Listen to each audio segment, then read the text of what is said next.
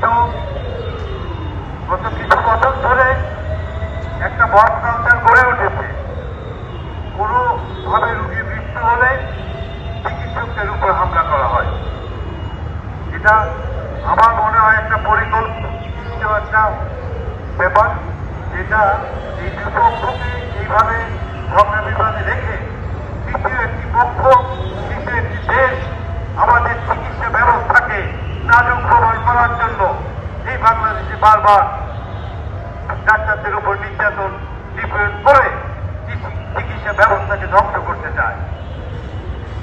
আমি আজকের এই সভায়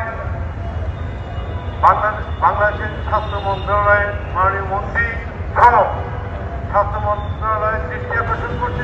সময়ের একটা সন্ধিগ্ধ উপস্থিত হয়ে আজকে মানববন্ধনে দাঁড়িয়েছি।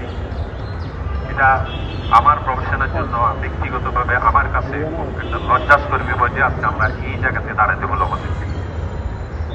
সৃষ্টির শুরু থেকেই ডাক্তার এবং রোগীর সম্পর্কটা সম্পূরক। ডাক্তার থাকলে রোগী থাকবে, রোগী থাকলে ডাক্তার থাকবেই।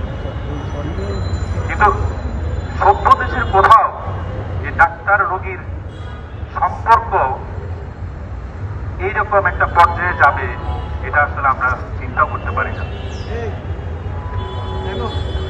এখন কথায় কথায় অপচিকিৎসা, ভুল চিকিৎসা, এই পরিপ্রেক্ষিতে রোগী এবং রোগীর আত্মীয় স্বজন ডাক্তারের উপর ছড়া হচ্ছে, ডাক্তারকে নিগৃহীত করতেছে,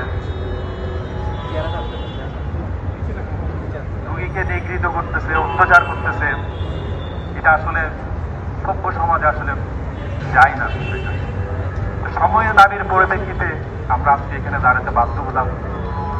আজকে যাকে উদ্দেশ্য করে আমাদের এই মানববন্ধন, অধ্যাপক ডাক্তার আসাদুর রহমান, বিভাগীয় প্রধান, নাক কান গলা বিভাগ, ঢাকা মেডিকেল কলেজ। ব্যক্তিগতভাবে সে আমার বন্ধু, আমার ক্লাসমেট এবং আমার রুমমেট। আমার আবেগের জায়গাটা একটু সবার চেয়ে বেশি। তার সাথে জীবনের অনেকগুলো মূল্যবান সময় আমি এক রুমে কাটিয়েছি।